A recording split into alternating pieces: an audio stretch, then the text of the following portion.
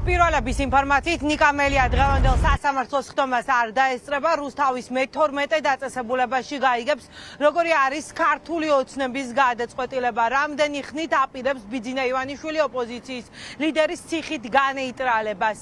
ნიკამელიას საქმეზე დიდი ალბათობით სწორედ დღეს უნდა გამოაცხადოს მოსამართლემ გადაწყვეტილება და ცნობილი გახდება მე-13-ს შეუფარდებენ თუ არა მელიას პატიმრობას და მე-13-ს დაუმატებენ თუ არა სასჯელს. საქმე მოსამართლე თორნიკე ქოჩქიანი შეურაცხყოფას ედავება, თუმცა ეს არის საქმე, სადაც თავარი მტკიცებულება პროკურატურას საქმეში წარდგენილი აქვს უვარგისი. თავად შინაგან საქმეთა სამინისტროს ექსპერტიც კი ამბობს, რომ შეუძლებელია დადგინდეს ნამდვილად ნიკამელიას ხმა ისმის თუ არა ვიდეო ჩანაწერში.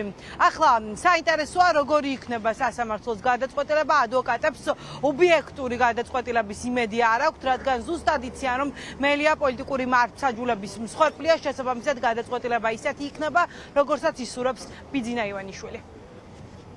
დღევანდელი სასამართლო პროცესი, მრავალთვიანი ლოდინის შემდგომ ჩაინიშნა აღნიშნულ საქმეზე. არის დიდი ალბათობა იმისა, რომ მოსამართლემ უკვე გამოაცხადოს განაჩენი.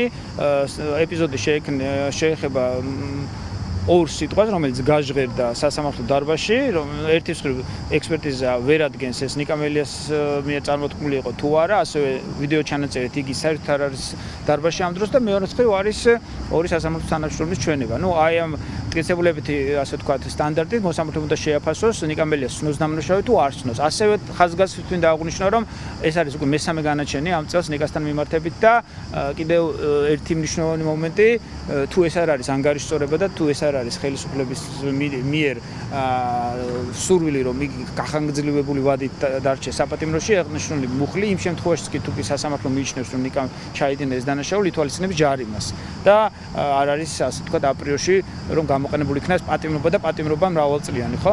აქედან გამომდინარე დაველოდებით რა გადაწყვეტილებას მიიღებს სასამართლო. მე კიდევ ერთხელ როგორც იურისტი მინდა მჯეროდეს, რომ ნიკასთან მიმართებით ეს მუხლი და ეს საქმე არ იქნება მორიგი რეპრესიული ინსტრუმენტად გამოყენებული. თუმცა ხა რამოდენიმე საათში ამის შესახებ შევიტყობთ. მე-3 ბრალდებას გამოიყენებენ თუ რეპრესიული მიზნით, ამ კითხვას პასუხი სავარაუდოდ გაეცემა. რამდენიმე საათში პირველ საათზე არის სხდომა ჩანიშნული. ნიკამელიას თანამებრძოლები ამბობენ, რომ პოლიტიკური მართლმსაჯულების მსხვერპლია ნიკამელია და ის სამიზნეში ქართულ ოცნებას იმიტომ ყავს ამოღებული, რომ მას ყველაზე კარგად შეუძლია ხალხთან მთავარი სათქმელი მიიტანოს და შეუძლია კომუნიკაცია კონდეს სწორედ მოქალაქეებთან. ჩვენ შეგვიძლია მოვისმინოთ ახლა როგორი არის ნიკა გვარამიას პროგნოზი დღევანდელ საქმესთან და განაჩენთან დაკავშირებით. ნიკა პოლიტიკური პარტიმარია და მე მგონი ერთ-ერთი ლიდერია ეპიზოდების სიმრავლეში.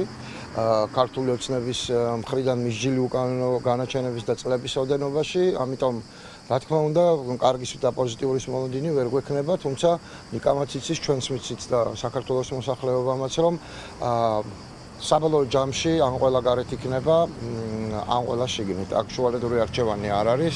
ამიტომ ბრძოლა უნდა გაგრძელდეს, ბრძოლა უნდა იყოს ყოველდღიური და ეს ხალხი გარეთ უნდა გამოვიყვანოთ ყველა, გარდა პოლიტიკოსებისა კიდე სხვაებიც არიან.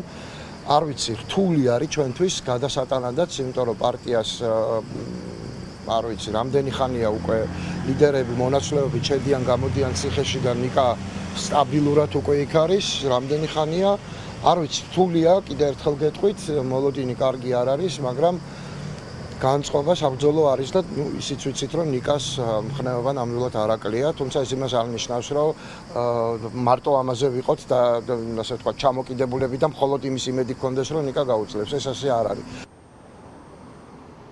ოცნების ზალოვანმა უწყებამ ნიკამელიას ხელბორკილებით თეატრულკიანის კომისიაზე გამოუცხადებლობის გამო დაადო, თუმცა არა ისე როგორც დანარჩენ პოლიტიკოსებს ის გაიტაცეს, შემდეგ უკვე დააკავეს თეატრულკიანის კომისიაზე გამოუცხადებლობის გამო მას მესაჯა 8-თვიანი პატიმრობა თებერვალში უნდა დაეტოვებინა ციხე, თუმცა მოსამართლე შვანგირაძის გაწუწვის საქმეზე წელიწადს ნახევარი დაუმატეს. ახლა 22 დეკემბერს უწევს წესით ნიკამელიას, რომ დატოვოს რუსთავის მე-12 დაწესებულება, თუმცა დააწიეს მესამე საქმე ამჯერად. სხვა მოსამართლის სიტყვიერ შეურაცხყოფას ედავებიან. 2 დღის წინ პროკურატურამ თაროდან ჩამოიღო სწორედ მელიაზე თავდასხმის საქმე 2 წლის წინანდელი საარჩევნო კამპანიის დროს და ამ საქმის თაროდან ჩამოღებას ადვოკატები უკავშირებენ იმას, რომ შესაძლოა უკვე პოლიტიკური გადაწყვეტილება ამ მიმდინარე განაჩენთან დაკავშირებით მზად არის.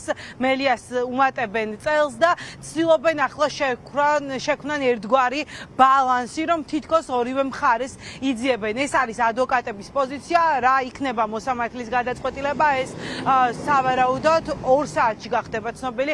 საქალაქო სასამართლოში პირველ საათზე არის ხდომა ჩანიშნული.